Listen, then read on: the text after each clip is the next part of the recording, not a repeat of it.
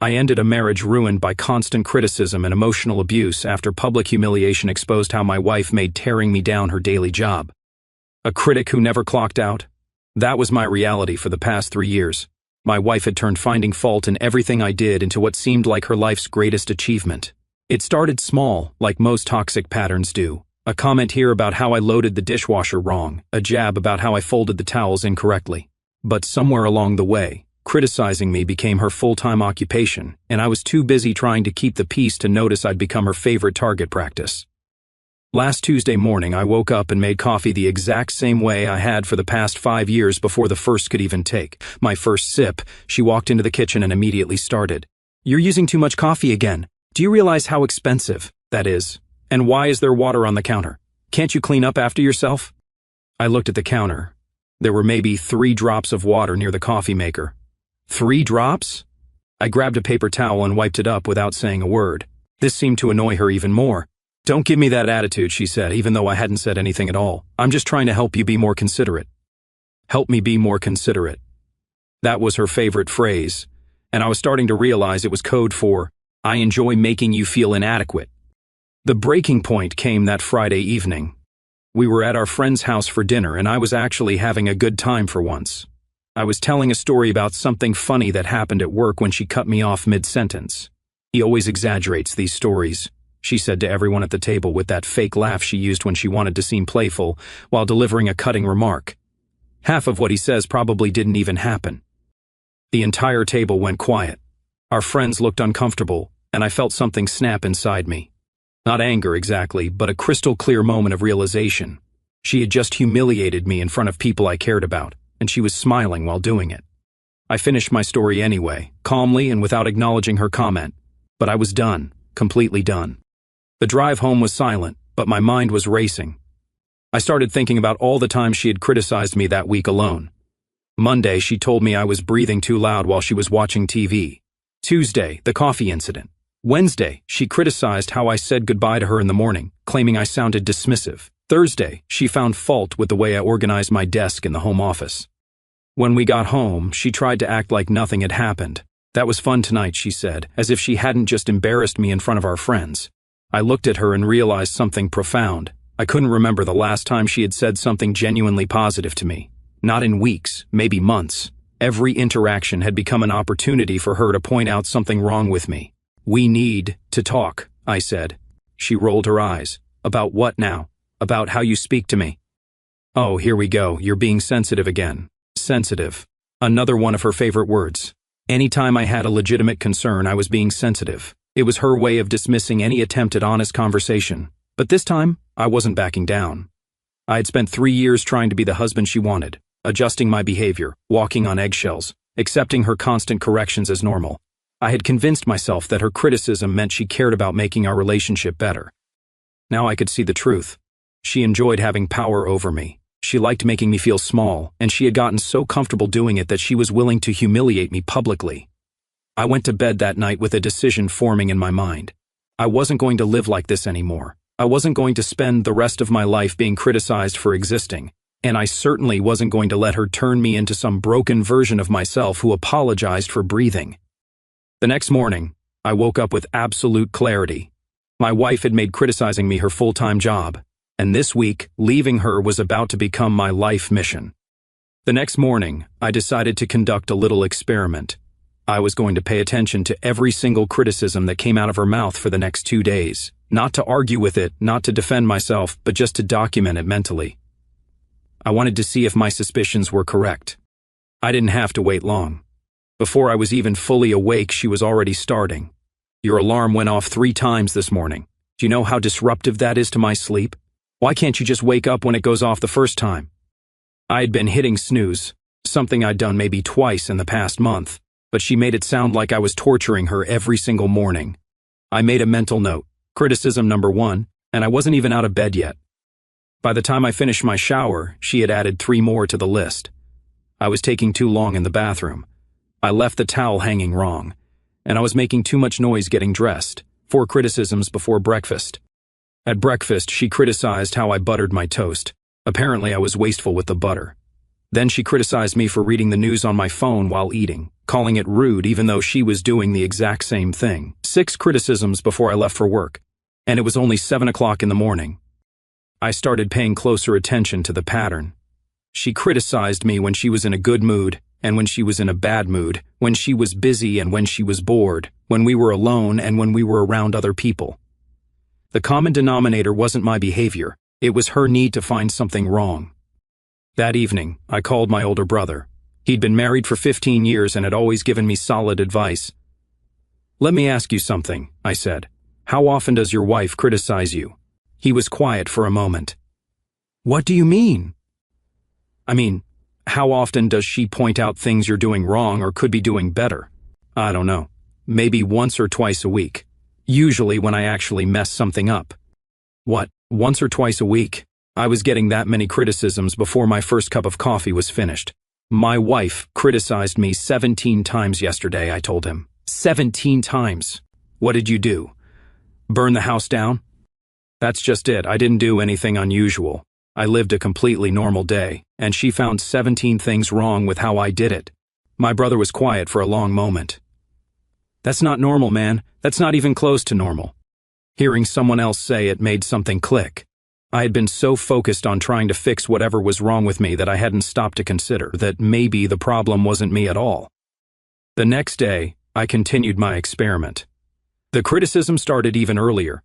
She criticized me for how I got out of bed, claiming I was stomping around when I was actually trying to be quiet. Then she criticized me for being too quiet, saying I was skulking around the house. I couldn't win. If I was loud, I was inconsiderate. If I was quiet, I was suspicious. If I talked, I was annoying. If I didn't talk, I was giving her the silent treatment. By lunch, I had counted 12 criticisms, and I realized something disturbing. She was getting more creative with them. She was finding fault with things that had never bothered her before, the way I breathed during a phone call, how I organized the papers on my desk, the tone of my voice when I said, "Good morning." It was like she was actively looking for reasons to be disappointed in me. That evening, she outdid herself. She criticized me for the way I parked in our own driveway, claiming I was too close to her car, even though there was plenty of space. Then she criticized me for taking too long to come inside, saying I was dawdling. When I offered to help with dinner, she criticized my offer, saying I was just trying to get in the way. I stood there in our kitchen watching her find fault with my very existence and realized the truth. This had nothing to do with improving our relationship or helping me become better. This was about control. This was about her needing to feel superior, and the only way she could do that was by making me feel inferior. 23 criticisms in one day. 23 separate moments where she felt the need to tell me I was doing something wrong. And these weren't major issues. They were tiny, insignificant things that she had blown up into personal failings. I went to bed that night with a new understanding. My wife hadn't just developed the habit of criticizing me. She had developed an addiction to it. She was addicted to the feeling of being right, of being better, of having something to complain about. And I had been feeding that addiction for 3 years by apologizing, by trying to do better, by accepting her criticism as valid feedback instead of recognizing it for what it really was. Emotional abuse disguised as help. The experiment was over. I had my answer. Tomorrow, things were going to change. The next evening, I decided it was time for that conversation. I had all the evidence I needed from my 2-day experiment, and I wasn't going to let her dismiss this as me being sensitive again. She was sitting on the couch, scrolling through her phone when I sat down across from her. "We need to talk about how you speak to me," I said, keeping my voice calm and direct. She didn't even look up from her phone. "What are you talking about now?" "I'm talking about the fact that you criticized me 23 times yesterday. 23 separate times you found something wrong with what I was doing." Now she looked up, but with that familiar expression of annoyance. "I don't criticize you. I'm trying to help you." "Help me with what? Help me breathe quieter? Help me park better in my own driveway? Help me butter my toast the right way?" She rolled her eyes. "You're being dramatic." "Am I? Because I kept count. Yesterday morning, before I even got out of bed, you had already found 4 things wrong with me. 4 things before I was even fully awake." "I don't know what you want from me," she said, finally putting her phone down. "I'm supposed to just ignore it when you do things wrong? What exactly did I do wrong when I got out of bed? You said I was stomping around, but I was actually trying to be quiet. Then you said I was being too quiet and skulking around. So tell me, what's the right way to get out of bed?" She stared at me for a moment, and I could see her trying to figure out how to justify the contradictions. You're twisting my words. I'm not twisting anything. I'm asking you a simple question. What's the right way to get out of bed that won't result in criticism? This is ridiculous. You're making a big deal out of nothing. 23 criticisms in one day is nothing. Her tone shifted, becoming more defensive. Maybe if you actually listened to what I was saying instead of getting all defensive, you'd understand that I'm trying to help our relationship. Help our relationship by making me feel like I can't do anything right? You're being way too sensitive about this. There it was, the magic word that was supposed to end all conversations and make me back down. But this time, I wasn't backing down. No, I'm not being sensitive. I'm being observant. And what I've observed is that you find fault with everything I do, regardless of how I do it. You criticized me for being too loud, then criticized me for being too quiet. You criticized me for trying to help with dinner, then criticized me for not helping enough last week. Nothing I do is ever right. She stood up, clearly agitated. Fine. You want me to stop trying to help you become a better person? I'll stop, but don't come crying to me when you're walking around like a slob with no consideration for anyone else. There it is, I said, standing up too. Right there. You just proved my point. You can't even have a conversation about this without turning it into another criticism. I'm not criticizing you. I'm stating facts. Facts? It's a fact that I'm a slob. It's a fact that I have no consideration for others. She crossed her arms. You said you didn't want me to help you anymore, so I won't. I never said I didn't want help. I said I wanted you to stop criticizing me for every little thing I do.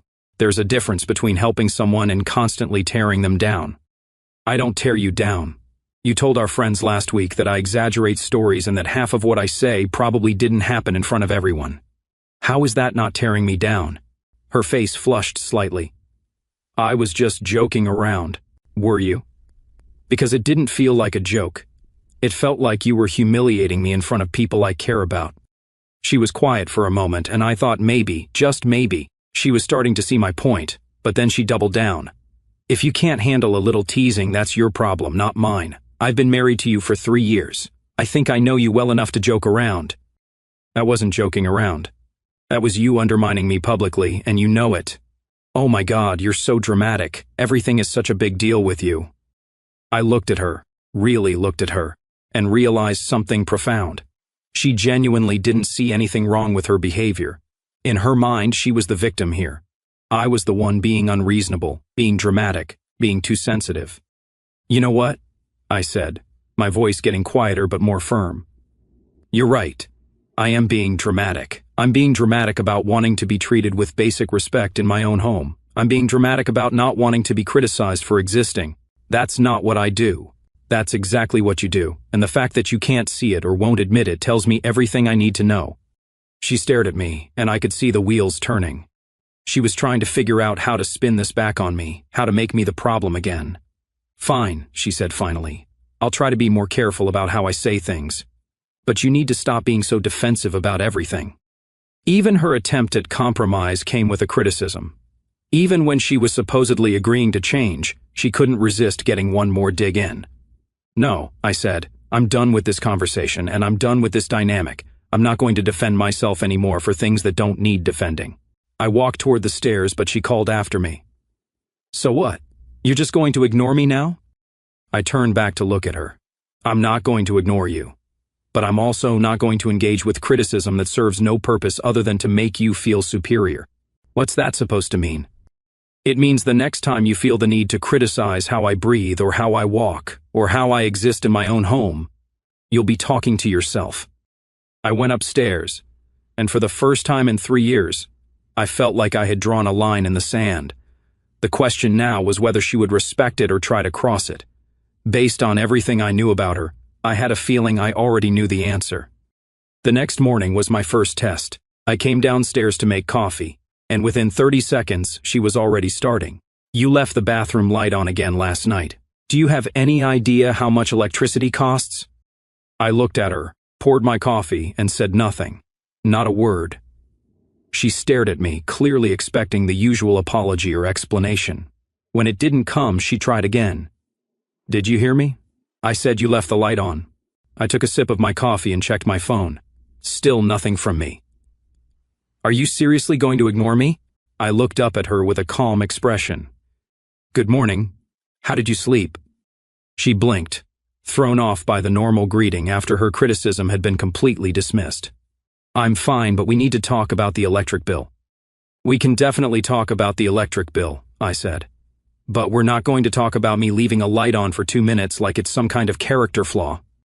Her face went through several expressions as she processed this.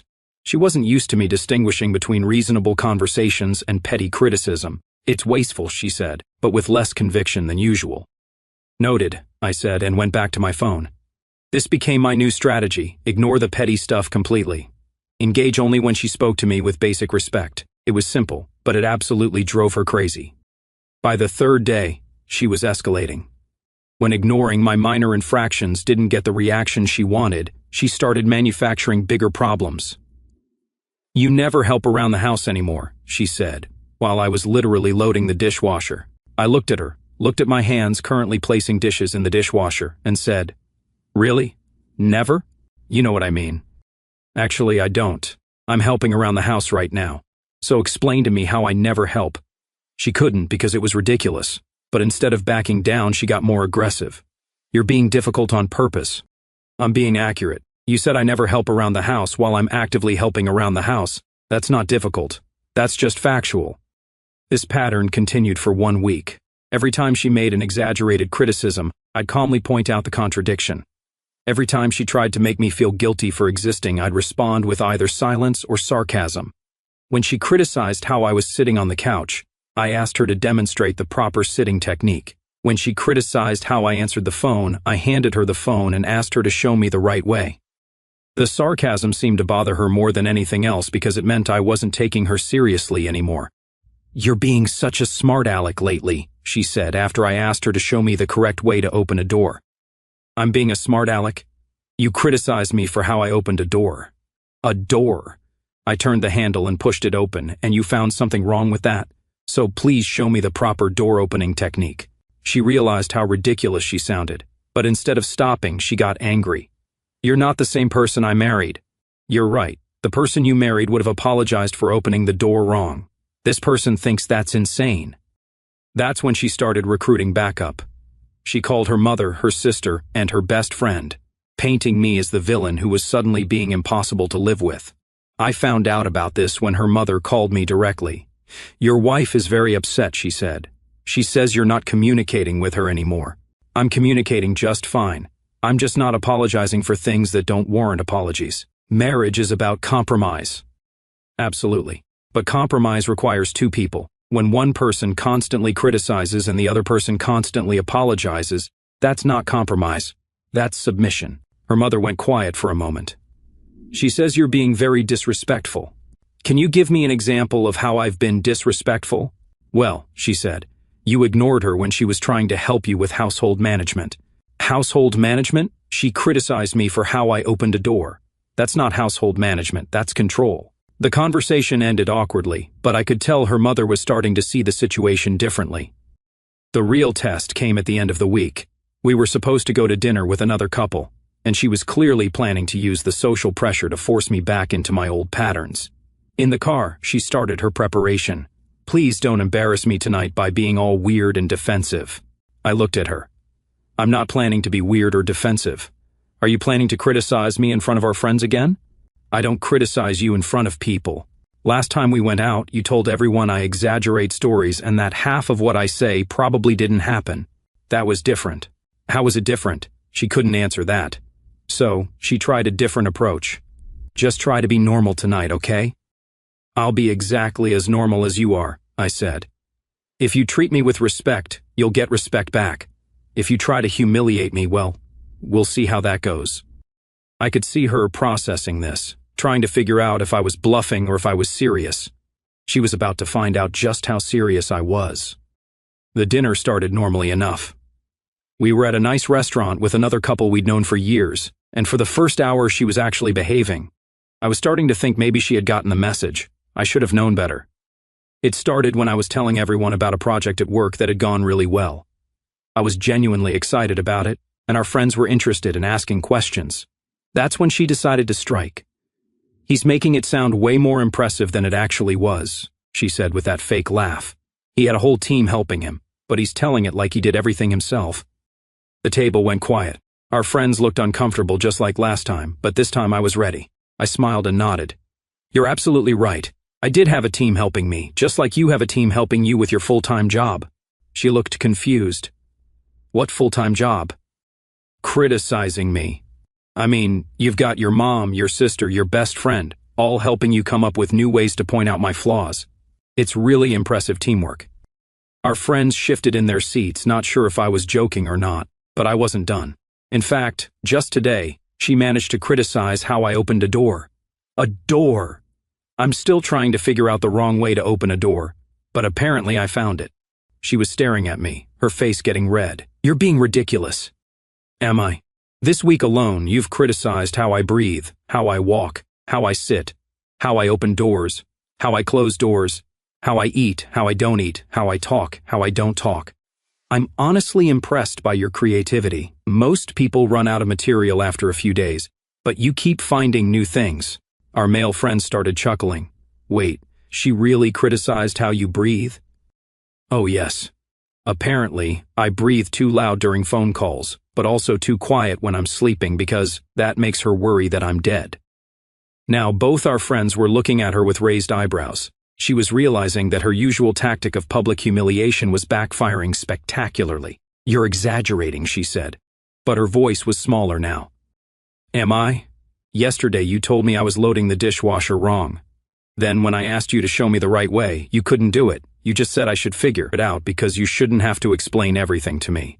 Our female friend looked at her. You really said that? She was trapped. She couldn't deny it without lying, but admitting it made her look exactly as petty as she was. I was just trying to help him be more efficient, she said weakly. Efficient at what? Opening doors? Breathing? Existing in my own home without constant correction? I leaned back in my chair, completely calm. Here's what's funny. She told me tonight to try to be normal, but normal for me has become apologizing for things that don't need apologies. Normal has become walking on eggshells in my own house. Normal has become accepting criticism for literally everything I do. Our friends were staring at her now, and she knew it. She tried to laugh it off. He's being so dramatic. This is exactly what I mean. Dramatic? I counted 23 criticisms in one day last week. 23. Should I have counted 24? The silence at the table was deafening. Our friends were looking at her like they were seeing her for the first time. You counted? Our male friend asked. I had to. I thought maybe I was going crazy, thinking she was criticizing me more than she actually was. Turns out I was underestimating. She stood up abruptly. I need to use the restroom. After she left, our friends immediately turned to me. Dude, is it really that bad? Our male friend asked. Worse. What you just saw was her on good behavior because we're in public. Our female friend shook her head. I had no idea. We thought you guys were happy. I thought we were too. Until I realized that being happy meant accepting that I'm apparently incapable of doing anything correctly. When she came back from the restroom, the dynamic had completely shifted. Our friends were polite but distant with her, and she could feel it. The rest of the dinner was awkward, with her trying to overcompensate by being overly nice to me, which just made everything more obvious. On the drive home, she was furious. You humiliated me in front of our friends. I kept my eyes on the road. I told the truth. If the truth humiliates you, maybe the problem isn't the truth. You made me look like some kind of terrible wife. I didn't make you look like anything. I described your behavior accurately. If you don't like how that makes you look, change your behavior. I can't believe you counted my comments. That's psychotic. What's psychotic is criticizing your husband 23 times in one day and thinking that's normal. She was quiet for a moment, then tried a different approach. Fine, I'll stop commenting on things, but you have to stop being so defensive about everything. Even now, even after being completely exposed in front of our friends, she couldn't admit fault without blaming me too. No, I said, pulling into our driveway. I'm done negotiating about basic respect. I'm done compromising about being treated like a human being in my own home. What's that supposed to mean? I turned off the car and looked at her. It means I'm done with this marriage. The words hung in the air between us. She stared at me, trying to figure out if I was serious. You don't mean that. I've never been more serious about anything in my life. We sat there in the driveway, the weight of those words settling over both of us. She had pushed and pushed, assuming I would always bend. But tonight she had learned that even the most patient person has a breaking point. And she had just found mine. She didn't believe me at first. When we got inside the house that night, she acted like I had just said something dramatic in the heat of the moment that I'd regret by morning.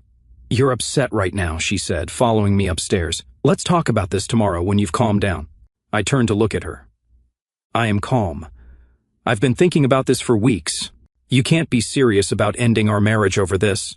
"I'm not ending our marriage over this. You ended our marriage with this. I'm just acknowledging what's already happened."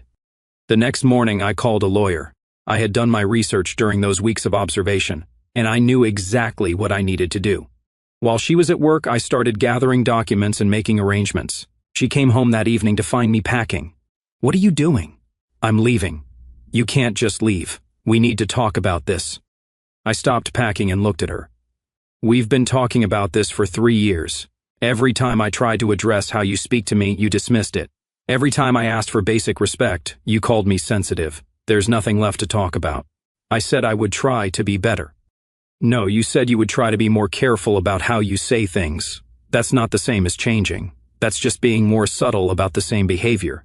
She sat down on the bed and I could see panic starting to set in. "We can go to counseling. We can work this out."